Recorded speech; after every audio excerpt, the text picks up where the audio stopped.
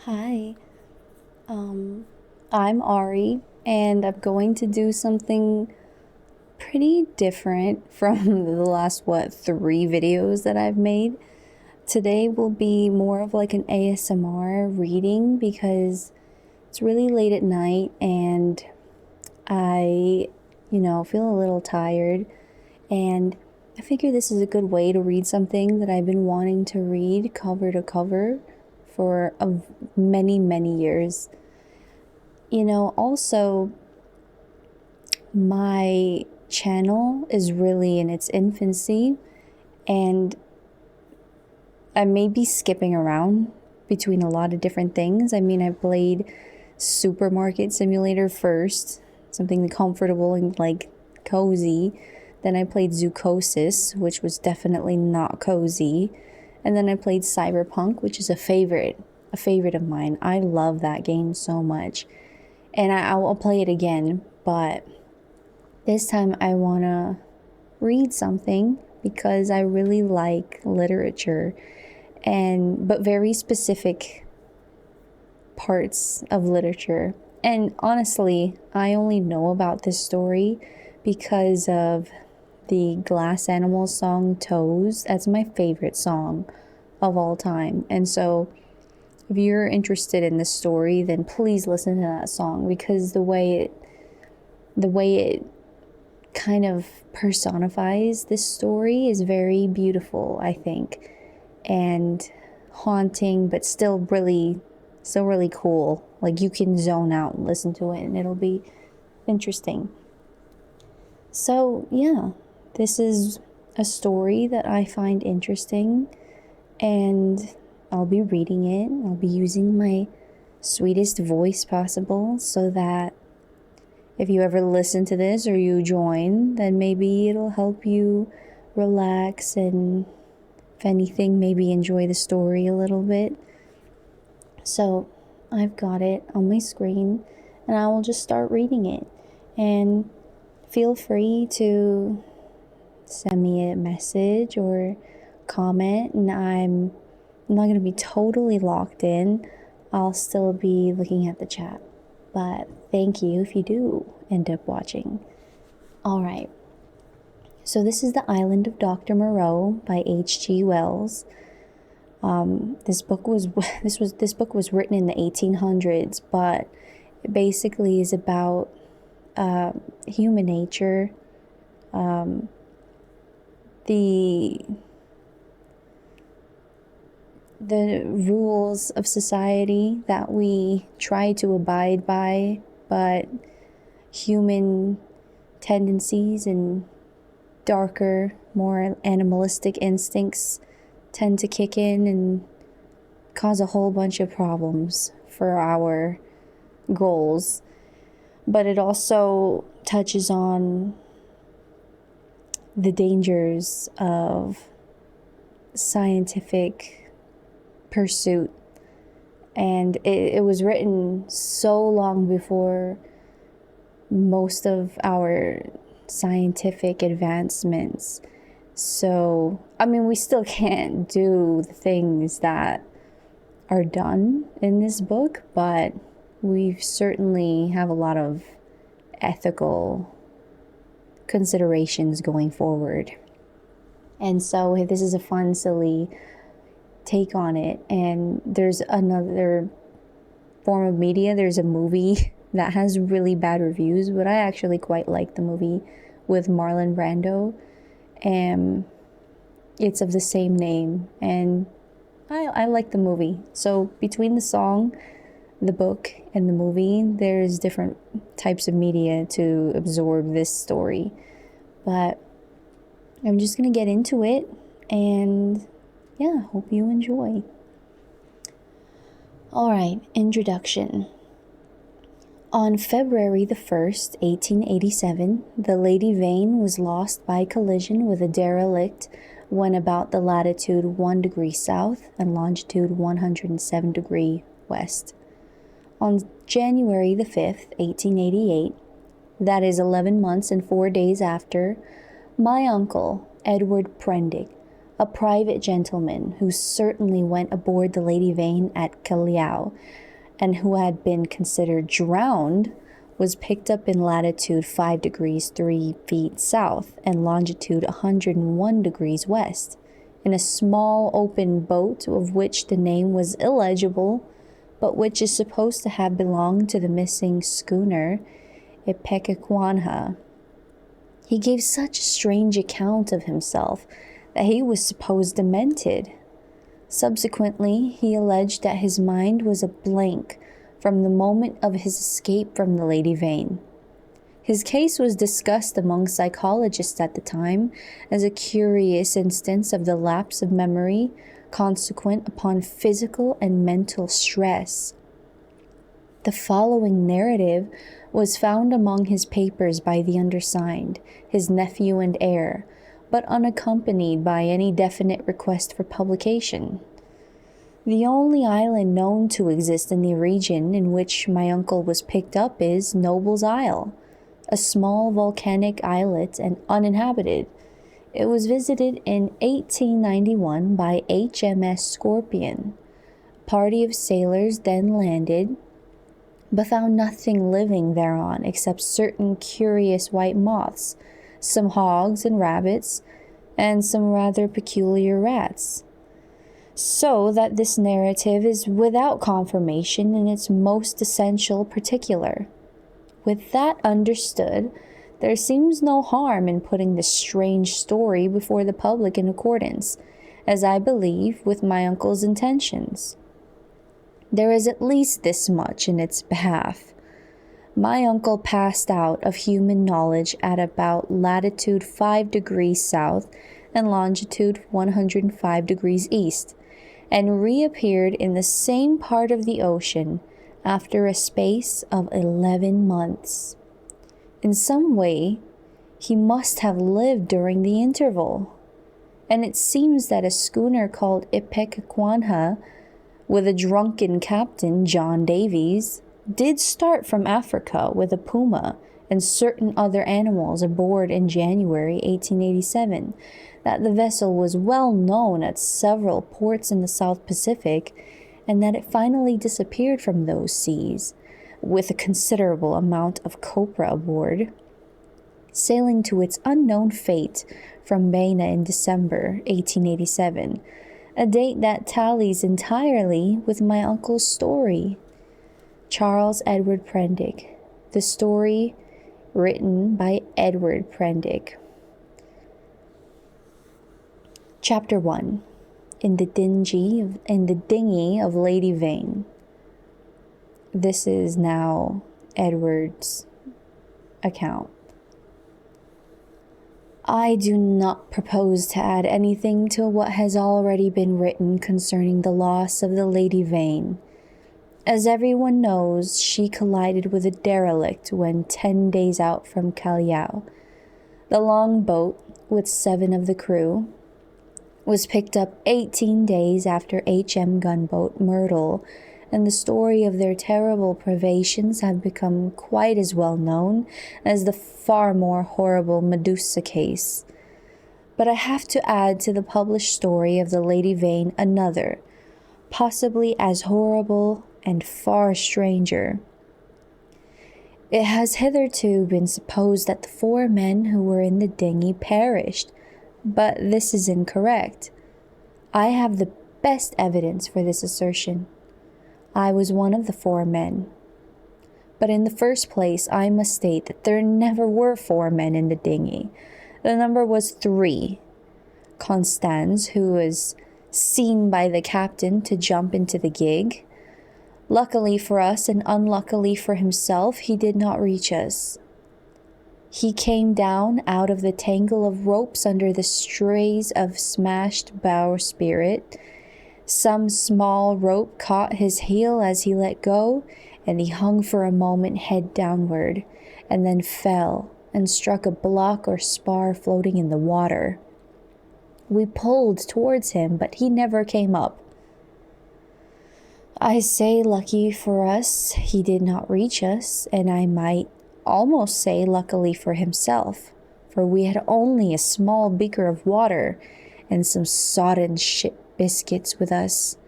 So sudden had been the alarm, so unprepared the ship for any disaster. We thought the people on the launch would be better provisioned, though it seems they were not, and we tried to hail them. They could not have heard us, and the next morning when the drizzle cleared, which was not until past midday, we could see nothing of them. We could not stand up to look about us because of the pitching of the boat. We could see nothing of them. The two other men who had escaped so far with me were a man named Helmar, passenger like myself, and a seaman whose name I don't know, a short, sturdy man with a stammer. We drifted, famishing, and after our water had come to an end, tormented by an intolerable thirst for 8 days altogether. After the second day, the sea subsided and slowly to a glassy calm. It is quite impossible for the ordinary reader to imagine those 8 days.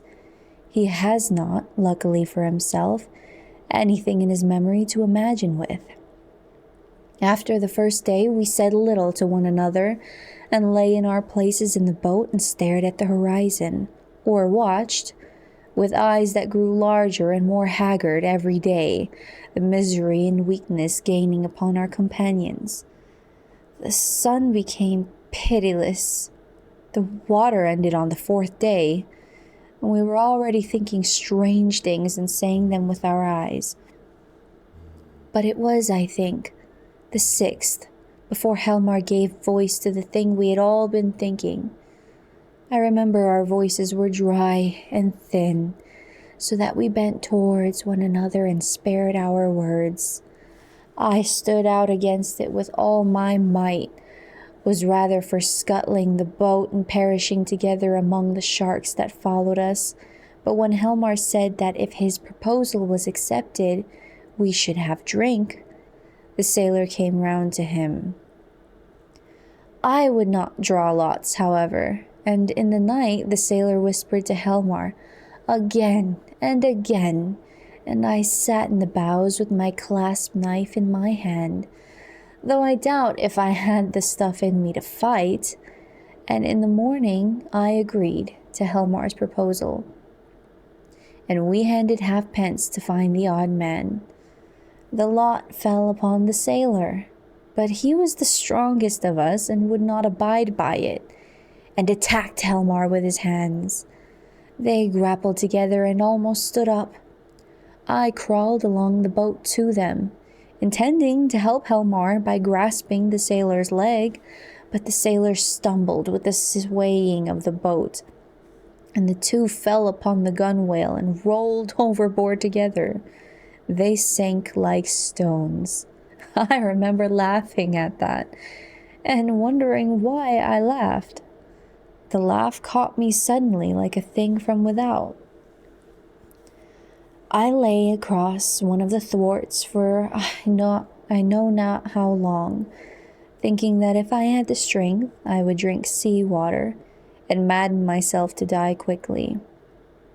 Even as I lay there, I saw, with no more interest than if it had been a picture, a sail come up towards me over the skyline. My mind must have been wandering, and yet I remember all that happened quite distinctly. I remember how my head swayed with the seas, and the horizon with the sail above it danced up and down.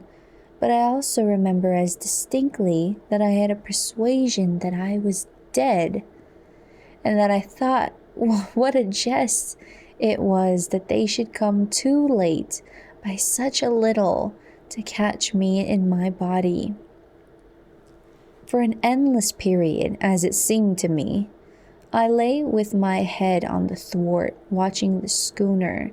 She was a little ship, schooner rigged fore and aft, come up out of the sea. She kept tacking to and fro in a widening compass, for she was sailing dead into the wind. It never entered my head to attempt to attract attention, and I do not remember anything distinctly after the sight of her side until I found myself in a little cabin aft.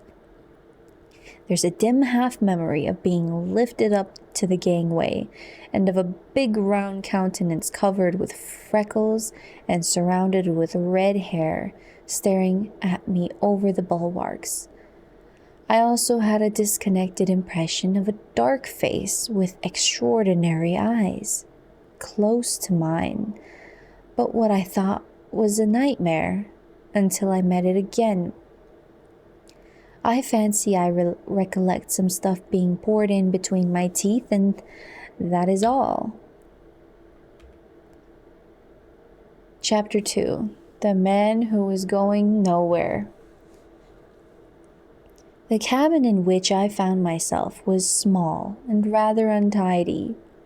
A youngish man with flaxen hair, a bristly straw-colored mustache, and a dropping nether lip was sitting and holding my wrist. For a minute we stared at each other without speaking. He had watery gray eyes, oddly void of expression.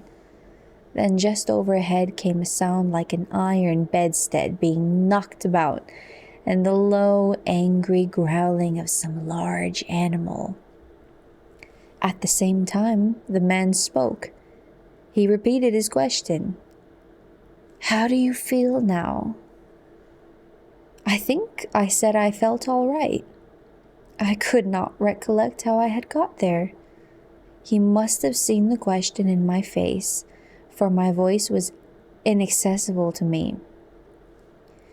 "You were picked up in a boat, starving. The name on the boat was the Lady Vane, and there were spots of blood on the gunwale."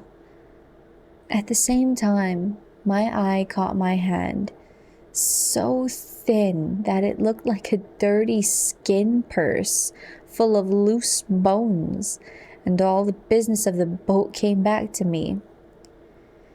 "Have some of this," said he, and he gave me a dose of some scarlet stuff, iced.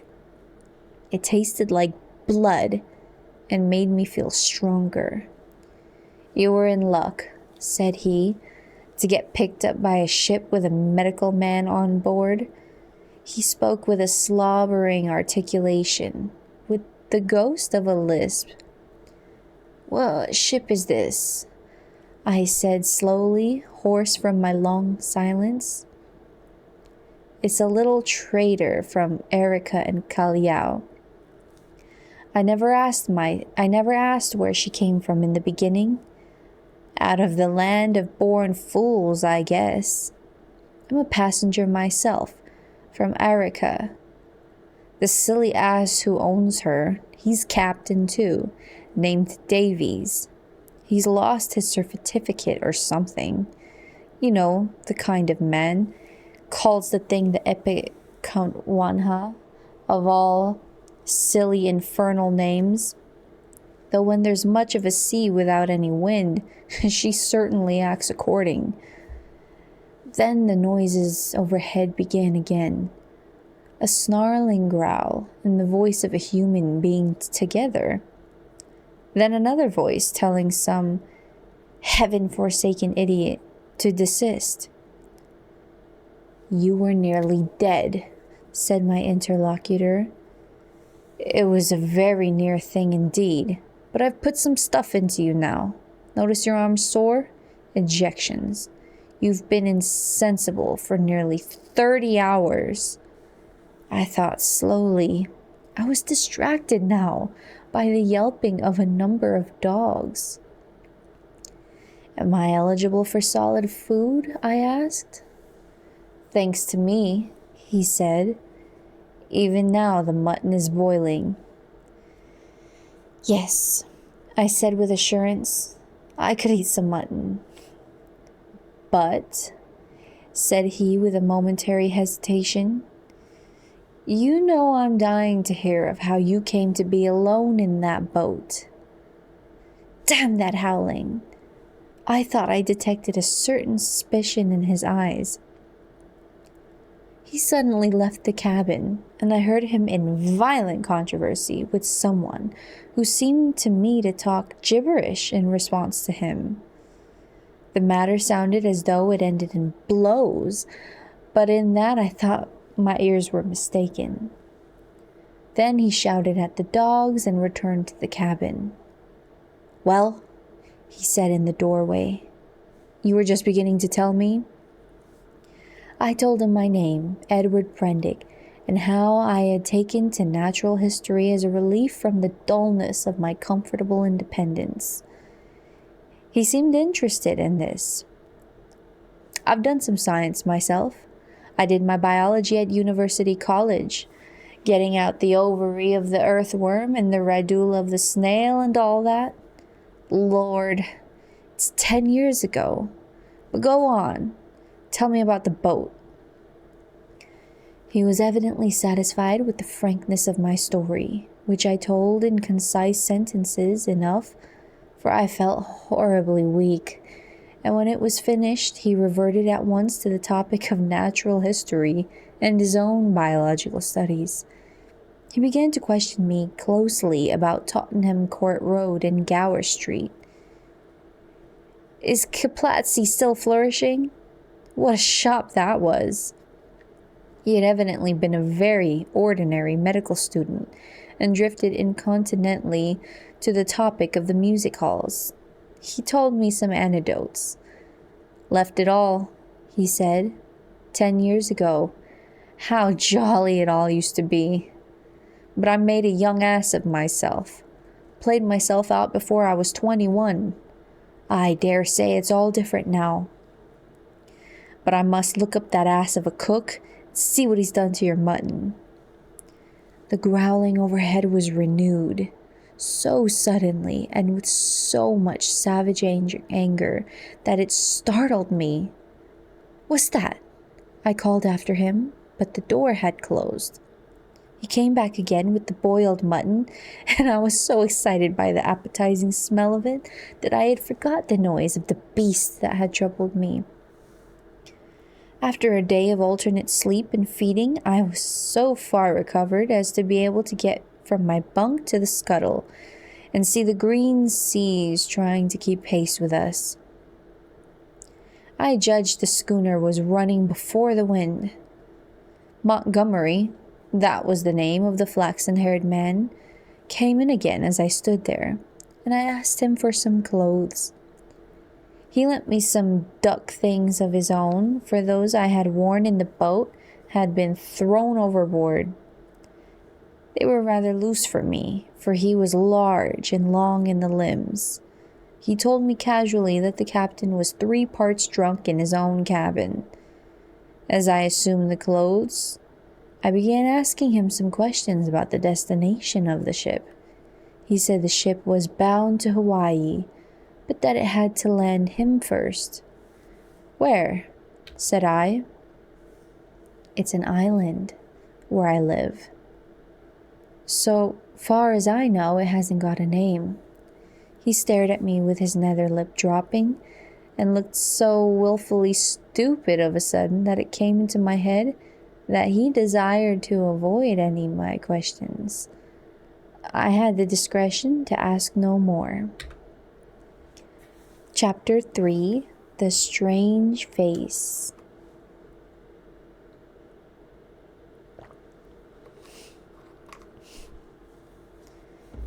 We left the cabin and found a man at the companion obstructing our way. He was standing on the ladder with his back to us, peering over the combing of the hatchway. He was, I could see, a misshapen man, short, broad, and clumsy, with a crooked back, a hairy neck, and a head sunk between his shoulders. He was dressed in dark blue serge and had a peculiarly thick, coarse black hair. I heard the unseen dogs growl furiously, and forthwith he ducked back, coming into contact with the hand I put out to fend him off from myself. He turned with animal swiftness. In some indefinable way, the black face thus flashed upon me shocked me profoundly. It was a singularly deformed one.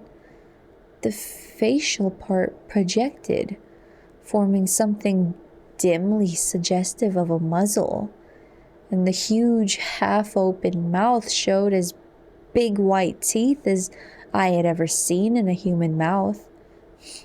His eyes were bloodshot at the edges, with scarcely a rim of white around the hazel pupils.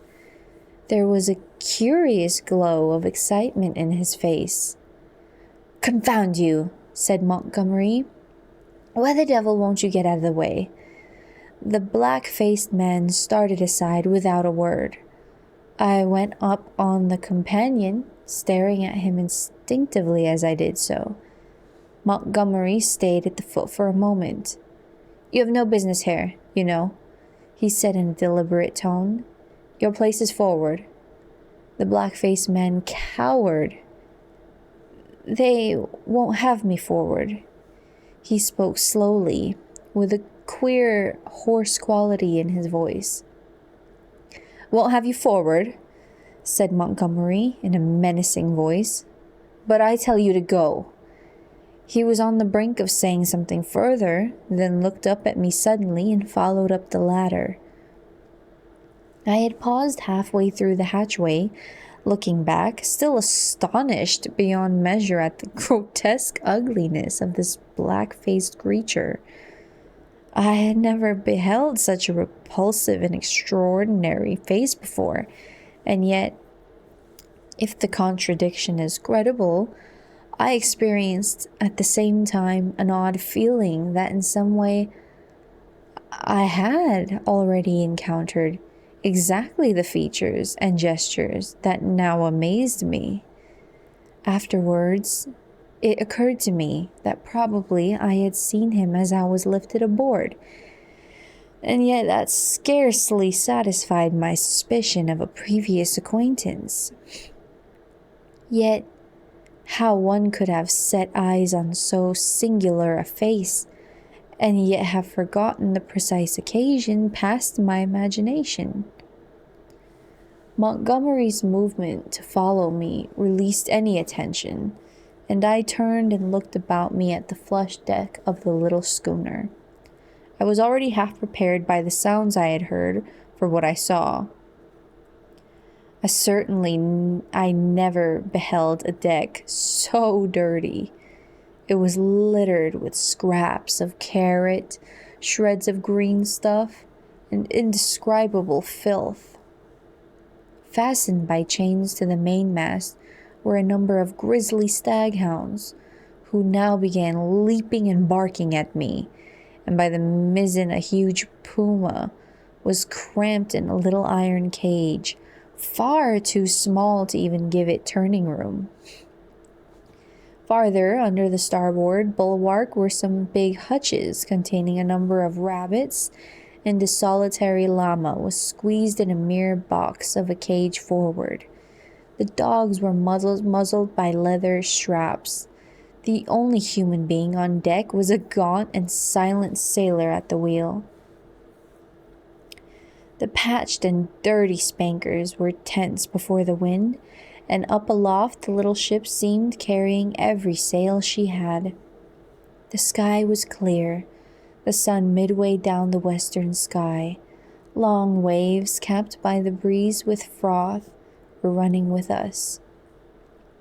We went past the steersman to the taffrail, and saw the water come foaming under the stern, and bubbles go dancing and vanishing in her wake.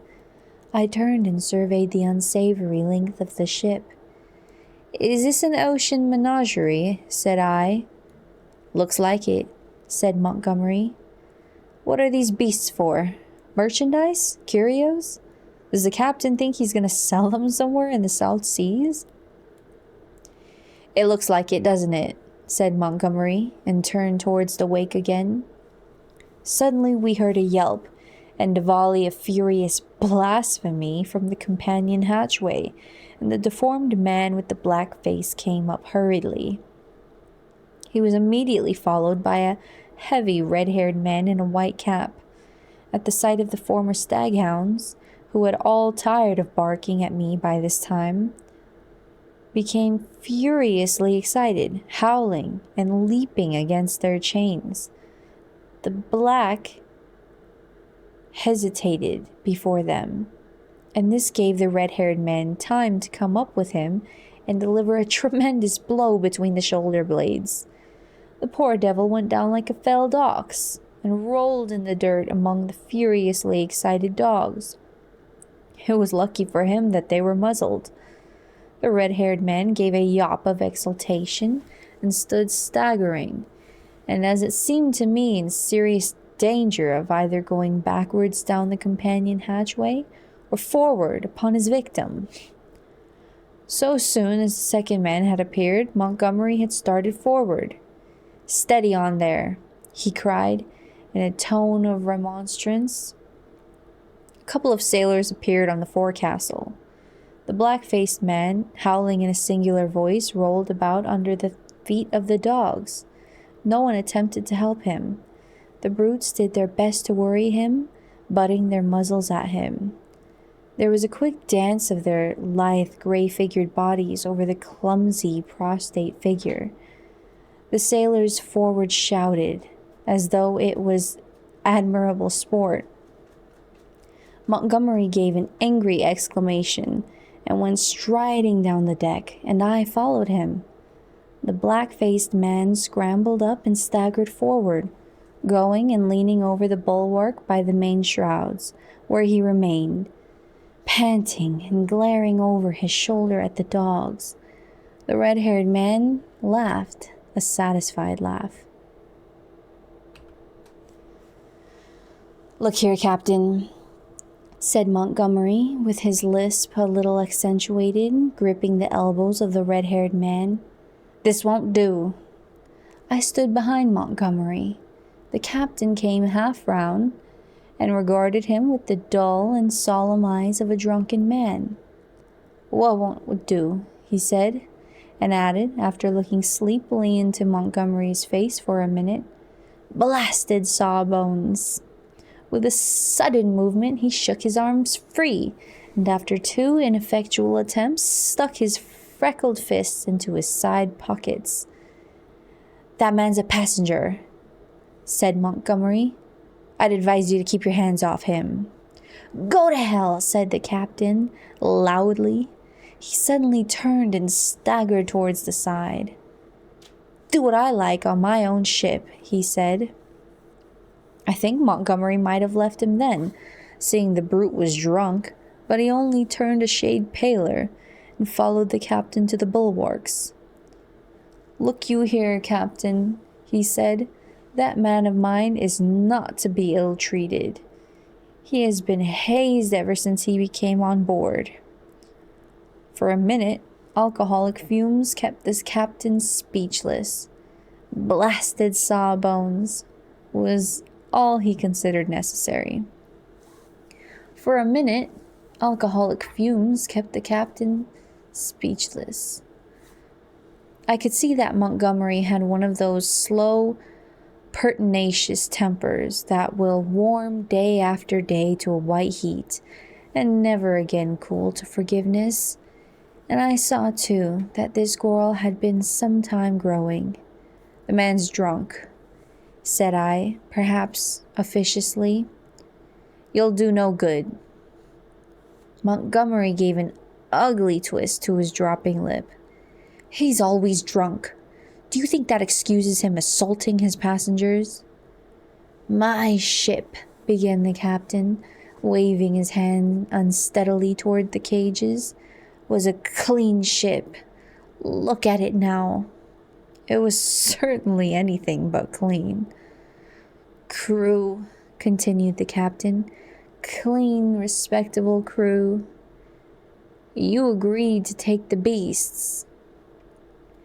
"I wish I'd never set eyes on your infernal island. What the devil? Want beasts for on an island like that? Then that man of yours understood he was a man. He's a lunatic, and he had no business aft. Do you think the whole damn ship belongs to you?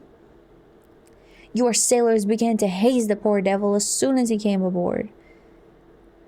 That's just what he is. He's a devil. An ugly devil. My men can't stand him. I can't stand him. None of us can stand him, nor you either. Montgomery turned away. You leave that man alone, anyhow, he said, nodding his head as he spoke. But the captain meant to quarrel now. He raised his voice. If he comes this end of the ship again, I'll cut his insides out, I tell you. Cut out his blasted insides. Who are you to tell me what I'm to do? I tell you, I'm the captain of the ship, captain and owner. I'm the law here, I tell you, the law and the prophets. I bargained to take a man and his attendant to and from Africa and bring back some animals. I never bargained to carry a mad devil and silly sawbones, well, never mind what he called Montgomery. I saw the latter take a step forward and interposed. He's drunk, said I. The captain began some abuse even fouler than the last. Shut up, I said, turning on him sharply, for I had seen danger in Montgomery's white face. With that, I brought the downpour on myself. However, I was glad to avert what was uncommonly near a scuffle, even at the price of the captain's drunken ill will. I do not think I have ever heard quite so much vile language come in a continuous stream from any man's lips before, though I have frequented eccentric company enough.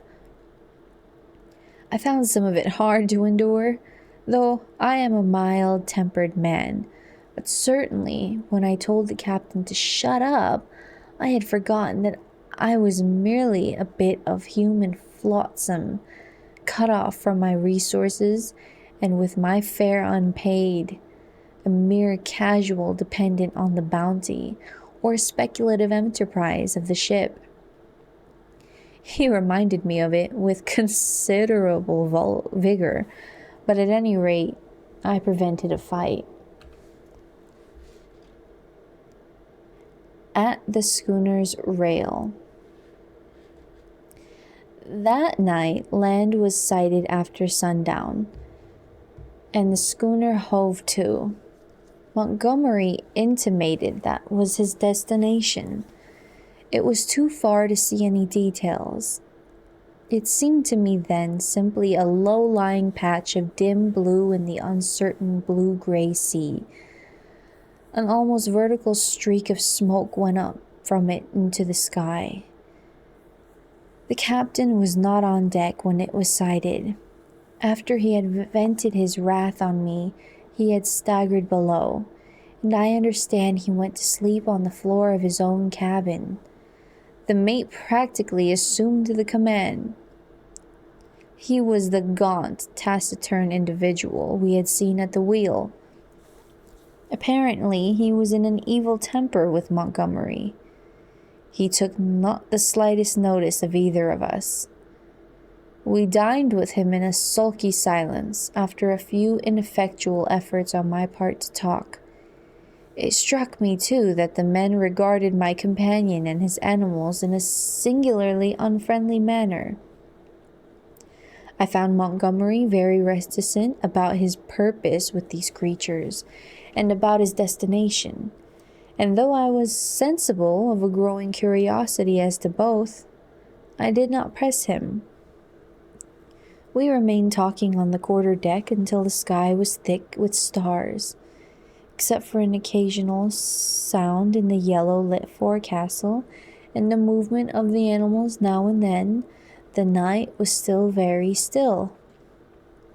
The puma lay crouched together, watching us with shining eyes, a black heap in the corner of its cage. Montgomery produced some cigars. He talked to me of London in a tone of half-painful reminiscence, asking all kinds of questions about changes that had taken place. He spoke like a man who had loved his life there and had been suddenly and irrevocably cut off from it. I gossiped as well as I could of this and that. All the time, the strangeness of him was shaping itself in my mind, and as I talked, I peered at his odd, pallid face in the dim light of the binnacle lantern behind me. Then I looked out at the darkling sea, where in the dimness his little island was hidden. This man, it seemed to me, had come out of immensity merely to save my life. Tomorrow he would drop over the side and vanish again out of my existence. Even had it been under commonplace circumstances, it would have made me a trifle thoughtful. But in the first place was the singularity of an educated man living on this unknown little island, and coupled with that, the extraordinary nature of his luggage. I found myself repeating the captain's question. What did he want with the beasts? Why, too, had he pretended they were not his when I had remarked about them at first? Then again, in his personal attendant, there was a bizarre quality which had impressed me profoundly. These circumstances threw a haze of mystery round the man. They laid hold of my imagination and hampered my tongue. Towards midnight, our talk of London died away, and we stood side by side, leaning over the bulwarks and staring dreamily over the silent, starlit sea, each pursuing his own thoughts.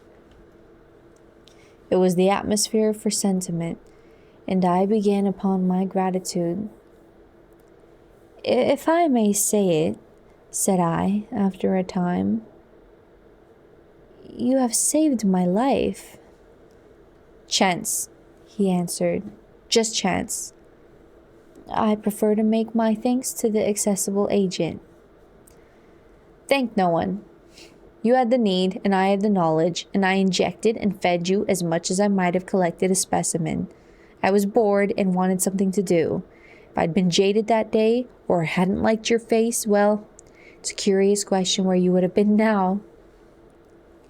That dampened my mood a little. "At any rate," I began. "It's chance, I tell you," he interrupted, "as everything in a man's life. Only the asses won't see it. Why am I here now, an outcast from civilization, instead of being a happy man, enjoying all the pleasures of London? Simply because 11 years ago, I lost my head for 10 minutes on a foggy night." He stopped. "Yes?" said I. "That's all." We relapsed into silence. Presently he laughed. "There's something in the starlight that loosens one's tongue. I'm an ass, and yet somehow I would like to tell you." "Whatever you tell me, you may rely upon my keeping to myself, if that's it." He was on the point of beginning, and then shook his head doubtfully. "Don't," said I. "It is all the same to me. After all, it is better to keep your secret. There's nothing gained but a little relief if I respect your confidence. If I don't, well..." He grunted undecidedly. I felt I had him at a disadvantage, had caught him in the mood of indiscretion. And to tell the truth, I was not curious to learn what might have driven a young medical student out of London. I have an imagination. I shrugged my shoulders and turned away. Over the taffrail leant a silent black figure, watching the stars. It was Montgomery's strange attendant. It looked over its shoulder quickly with my movement, and then looked away again. It may seem a little thing to you, perhaps, but it came like a sudden blow to me. The only light near us was a lantern at the wheel. The creature's face was turned for one brief instant out of the dimness of the stern towards his illumination, and I saw that the eyes that glanced at me shone with a pale green light. I did not know then that a reddish luminosity, at least, is not uncommon in human eyes. The thing came to me as stark inhumanity. That black figure with its eyes of fire struck down through all my adult thoughts and feelings, and for a moment, the forgotten horrors of childhood came back to my mind. Then the effect passed as it had come. An uncouth black figure of a man, a figure of no particular import, hung over the taffrail against the starlight, and I found Montgomery speaking to me. "I'm thinking of turning in then," said he, "if you've had enough of this." I answered him incongruously. We went below, and he wished me good night at the door of my cabin. That night I had some very unpleasant dreams. The waning moon rose late. Its light struck a ghostly white beam across my cabin.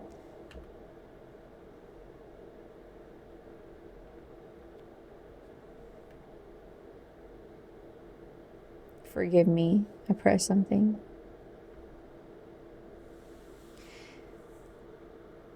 The waning moon rose late. Its light struck a ghostly white beam across my cabin and made an ominous shape on the planking by my bunk. Then the staghounds woke and began howling and baying, so that I dreamt fitfully and scarcely slept until the approach of dawn. Chapter 5. The Man Who Had Nowhere to Go.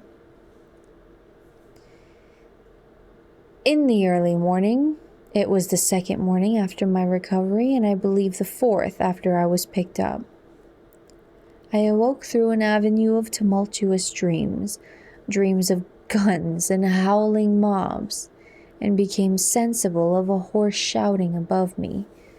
I rubbed my eyes and lay listening to the noise, doubtful for a little while of my whereabouts. Then came a sudden pattering of bare feet, the sound of heavy objects being thrown about, a violent creaking, and the rattling of chains. I heard the swish of the water as the ship was suddenly brought around, and a foamy yellow-green wave flew across the little round window and left it streaming. I jumped into my clothes and went on deck. As I came up the ladder, I saw against the flushed sky, for the sun was just rising, the broad back and red hair of the captain, and over his shoulder the puma spinning from a tackle rigged onto the mizzen spanker boom. The poor brute seemed horribly scared, and crouched in the bottom of its little cage. "Overboard with them," bawled the captain. "Overboard with them. We'll have a clean ship soon of the whole bilin' of them." He stood in my way, so that I had to perforce to tap his shoulder to come on deck. He came round with a start, and staggered back a few paces to stare at me. It needed no expert eye to tell that the man was still drunk. "Hello," he said stupidly, and with the light coming into his eyes. "Why, it's Mr. Prendick," said I. "Prendick be damned," said he. "Shut up. That's your name, Mr. Shut Up."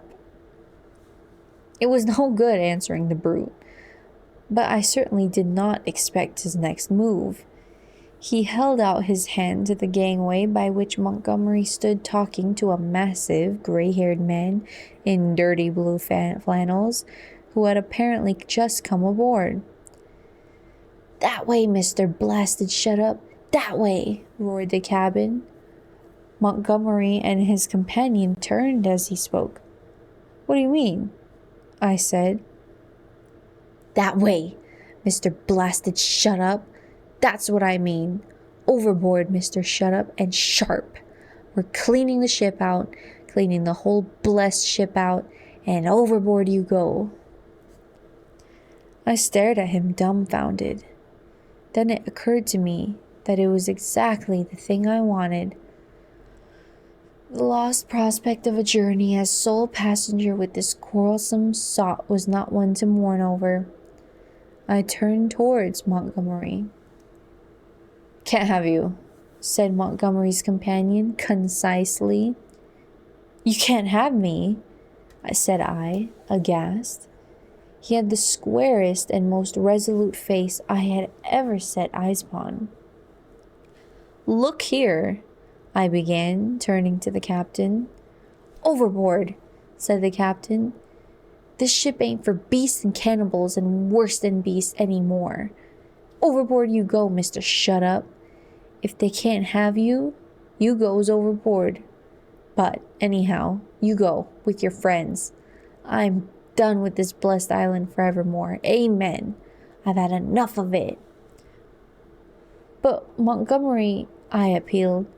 He distorted his lower lip and nodded his head hopelessly at the gray-haired man beside him to indicate his powerlessness to help me. "I'll see to you presently," said the captain. Then began a curious three-cornered altercation. Alternately, I appealed to one and another of the three men, first to the gray-haired man to let me land, and then to the drunken captain to keep me aboard. I even bawled entreaties to the sailors. Montgomery said never a word, only shook his head.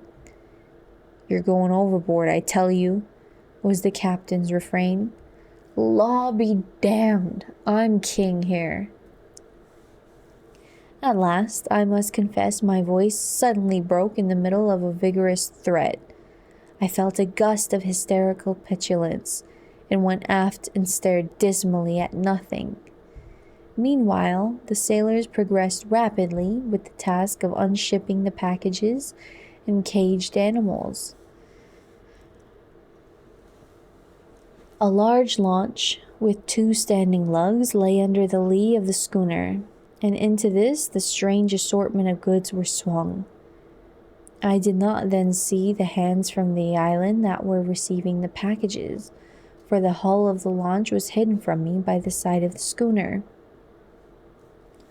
Neither Montgomery nor his companion took the slightest notice of me, but busied themselves in assisting and directing the 4 or 5 sailors who were unloading the goods. The captain went forward, interfering rather than assisting. I was alternately despairful and desperate. Once or twice, as I stood waiting there for things to accomplish themselves, I could not resist an impulse to laugh at my miserable quandary. I felt all the wretcheder for the lack of a breakfast. Hunger and lack of blood corpuscles take all the manhood from a man. I perceived pretty clearly that I had not the stamina either to resist what the captain chose to do to expel me, or to force myself upon Montgomery and his companion. So I waited passively upon fate, and the work of transferring Montgomery's possessions to the launch went on as if I did not exist. Presently that work was finished, and then came a struggle. I was hauled, resisting weakly enough, to the gangway. Even then I noticed the oddness of the brown faces of the men who were with Montgomery in the launch, but the launch was now fully laden, and was shoved off hastily. A broadening gap of green water appeared under me, and I pushed back with all my strength to avoid falling headlong. The hands in the launch shouted derisively, and I heard Montgomery curse at them, and then the captain, the mate, and one of the seamen helping him ran me aft towards the stern. The dinghy of the Lady Vane had been towing behind, and it was half full of water, had no oars, and was quite unvictualled. I refused to go aboard her, and flung myself full length on the deck. In the end they swung me into her by a rope, for they had no stern ladder, and then they cut me adrift. I drifted slowly from the schooner, In a kind of stupor, I watched all hands take to the rigging, and slowly but surely she came round to the wind. The sails fluttered and then belied out as the wind came into them.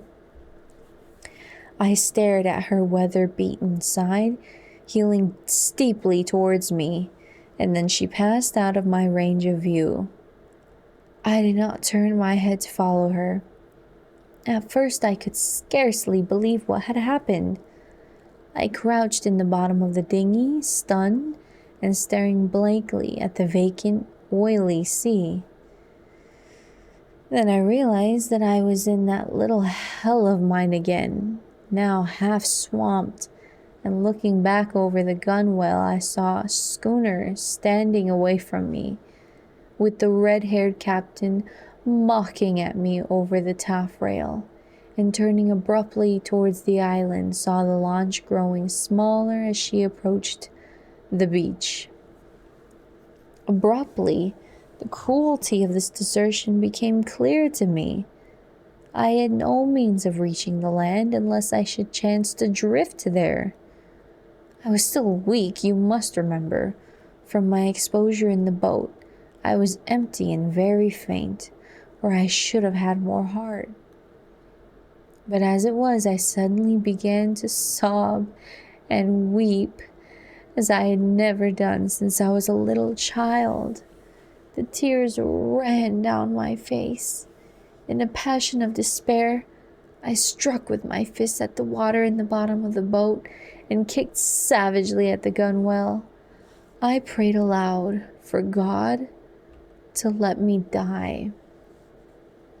All right, I think we're going to cut it at that, at the end of chapter 5.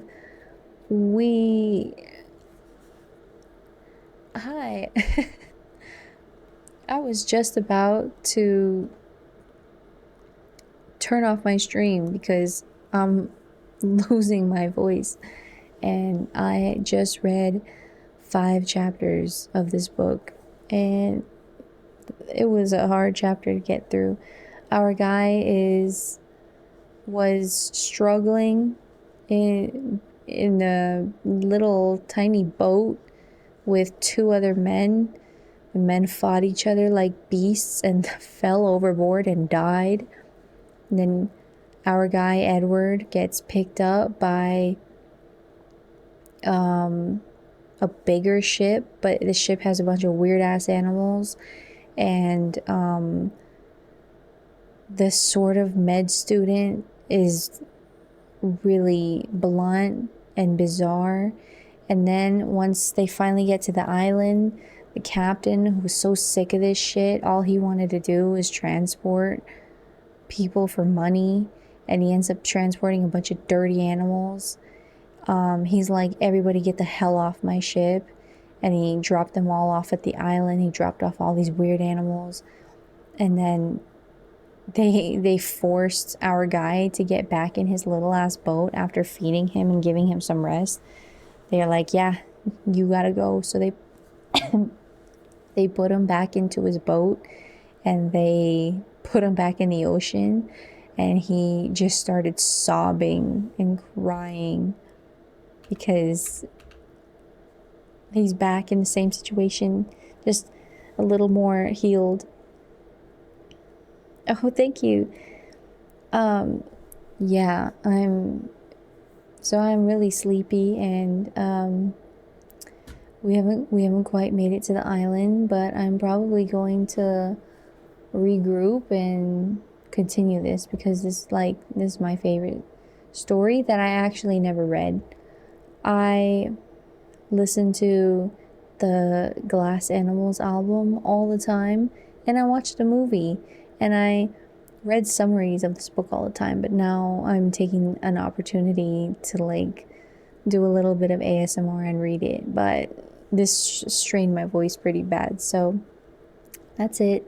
I will continue this story, and I'm leaving off on chapter 5, and this will probably be 3 parts just looking at it.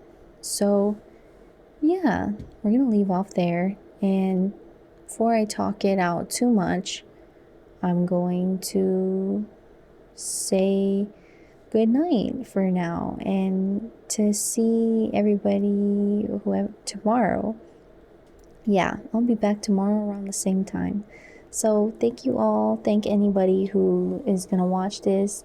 Thank you for popping in very quickly. Always good to see everybody. And I will see you tomorrow, hopefully.